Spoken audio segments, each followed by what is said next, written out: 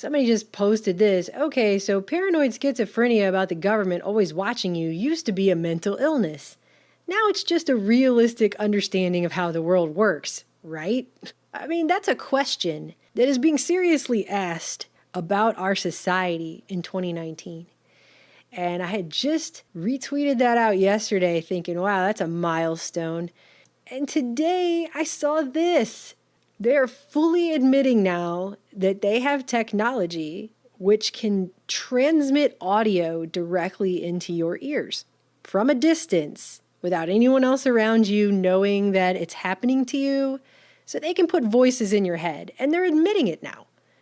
This is technology that's been around on record since at least the 70s, and they've always kind of denied that it's true, and they've made people who claim they're targeted by such technology sound like crazy lunatics who have schizophrenia or mental problems or something like that. But now in 2019, well, this is going to be commercially viable tech that they're going to try and find a reason why we need to have such a thing and say that it's all good. And this is in futurism.com, but it's based on a press release that came out of Massachusetts Institute of Technology. They used a laser to transmit audio directly into someone's ears. And it says, scientists have figured out how to use a laser to transmit audio ranging from music to speech to a person across a room without any receiver equipment. It says, our system can be used from some distance away to beam information directly into someone's ear. MIT researcher Charles M. Wynn said in a press release, it is the first system that uses lasers that are fully safe for the eyes and skin to localize an audible signal to a particular person in any setting. And they published a paper in the Journal of Optic Letters, and they describe how they have two different methods to transmit tones, music, and recorded speech to a person's ears directly via a laser. I'm feeling very nervous, a little bit overwhelmed. I feel a little shaky. I don't know what's wrong with me. No, but it's good. It's good. You gonna get good. It's a good shit. Look great. I feel a little shaky. I don't know what's wrong with me. No, but it's good. It's good. You gonna get good. It's a good shit. Look great.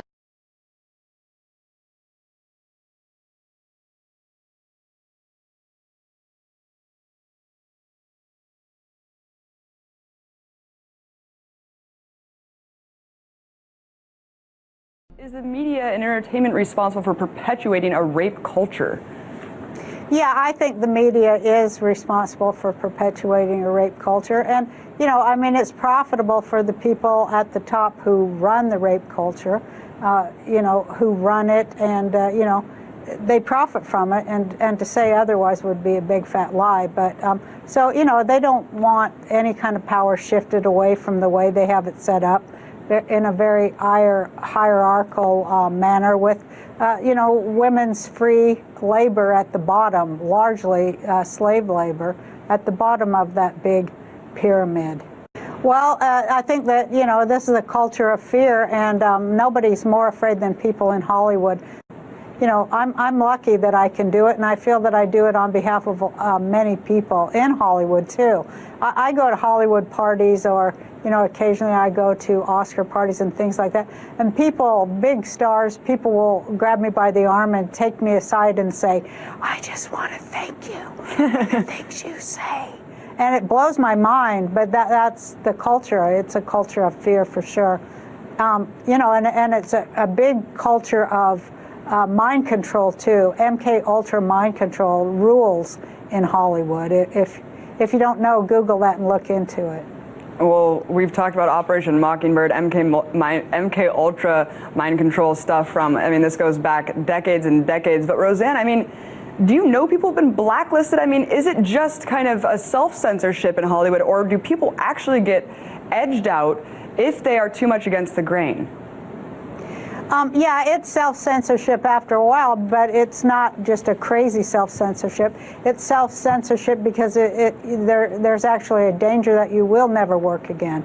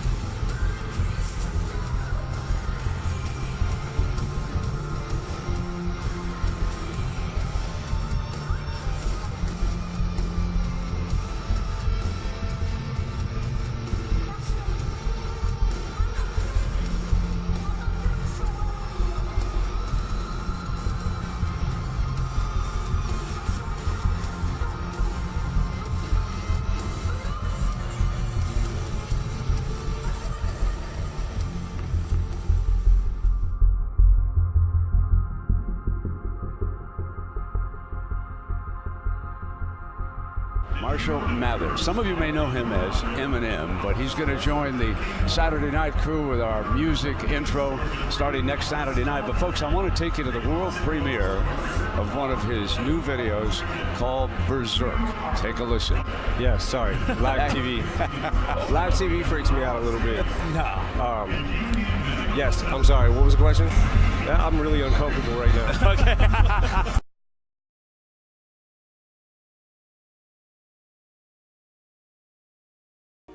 Just like that day when you did nothing. You did nothing.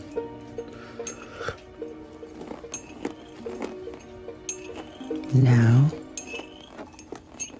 sink into the floor. Wait. Sink.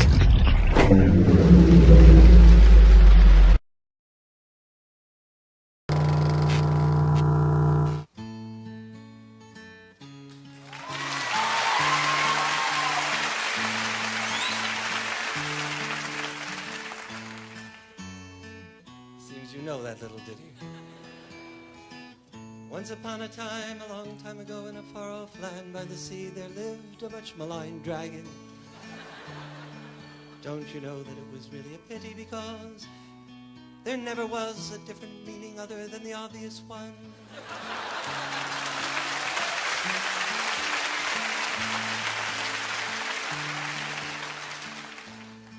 But the magic dragon is only about the loss of innocence of children, and now you can tell your friends that you've heard it from the dragon's father's mouth.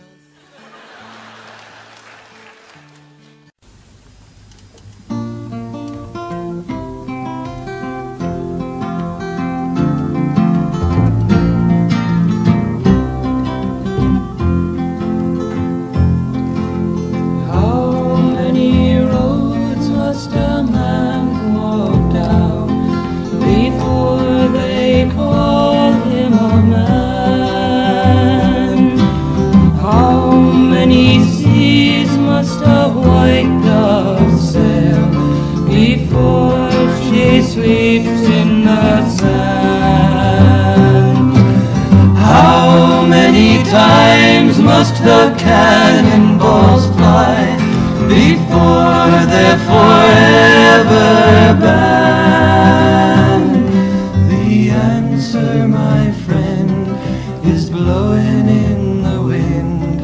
The answer is blowing in the wind. How many years can a mountain exist before it is washed to the sea? How many years can some people exist before they're allowed to be free? How many times can a man turn his head and pretend that he just doesn't see? The answer, my friend, is blowing in the wind. The answer is blowing in the wind. How many times must a man look up before he can see the sky? How many years must one man have before he can hear people cry? How many deaths will it take till he knows that too many people have died?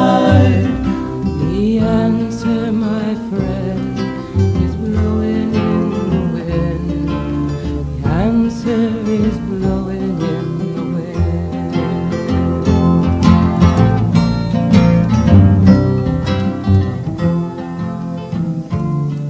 The answer is blowing in